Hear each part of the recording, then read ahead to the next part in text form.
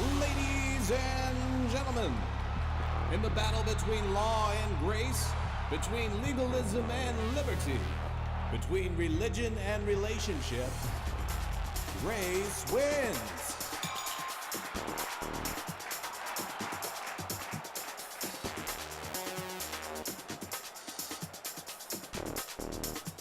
Is God's grace a license to sin? Many people accuse grace preachers of encouraging sin. Does the gospel of grace lead to lawlessness? The word antinomianism is a word originally coined by Martin Luther during the Reformation to describe those who live in lawlessness or who are against the law. The word is made up of two Greek words, anti, which means against, and nomos, which means law. And many times people who preach grace are accused of antinomianism. For every mile of road, there are 2 miles of ditches. On one side of the grace road lies legalism. On the other side of the road are those who see grace as an excuse to sin. And that's one of the major criticisms of the grace message, that grace is being used as an excuse, a license, a reason to sin. Now, some of this criticism is legitimate when directed at those who misuse the grace message. For example, one of my friends interned at a church where the pastor took his entire staff to a local bar and bought them all alcohol just to prove that they were under grace. I recently heard a television preacher excuse his adultery by saying that he was living under God's grace. Another preacher decided it was acceptable to watch pornography on his computer because God is going to forgive him.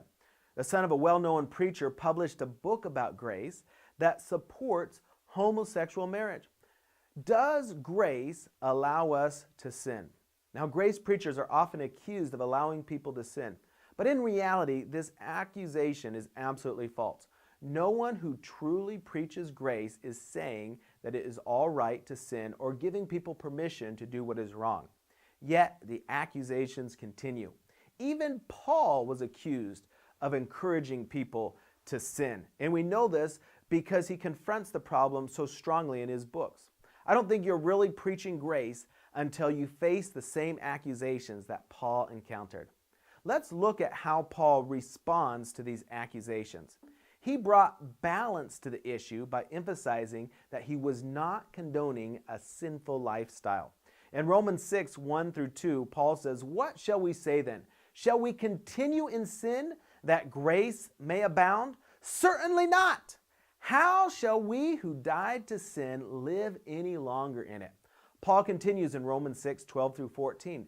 "Therefore, do not let sin reign in your mortal body, that you should obey it in its lusts. For sin shall not have dominion over you, for you are not under law, but under grace."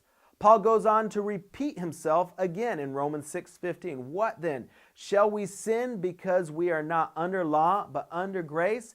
Certainly not." In the book of Galatians, he sings the same tune, Galatians 5:13. "For you, brethren, have been called to liberty. Only do not use liberty as an opportunity for the flesh." In both Galatians and then 3 times in the book of Romans, Paul emphatically says that grace does not give us permission to sin.